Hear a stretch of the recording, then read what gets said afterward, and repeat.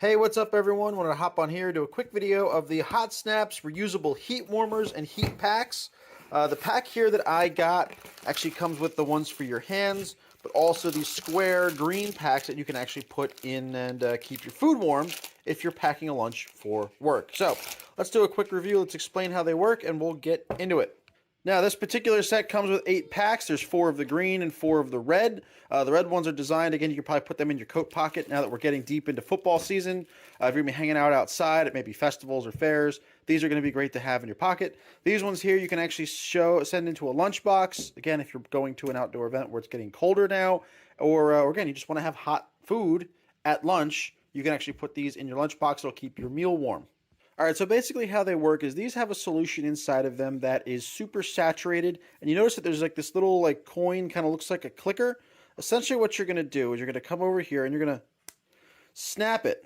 And then what that's going to do, you kind of notice that that's going to catalyze a reaction, and this is what's called an exothermic reaction. So which means this is actually getting hot, this is getting warm right now, and this is going to stay warm for quite a while as this continues to work and as this continues to, again, to react.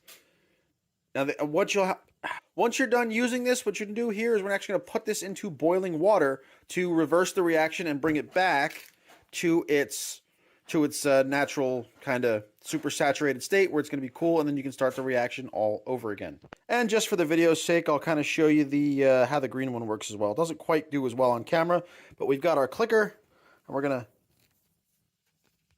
Oh, I didn't get that one there on camera, but we did the clicker, and now we're going to start having the reaction work. All right, so to return these to their pre-activated state, we're just going to take a pot of boiling water, and then we're just going to drop them in for 7 to 14 minutes, and then we're going to come back and we'll see what they look like.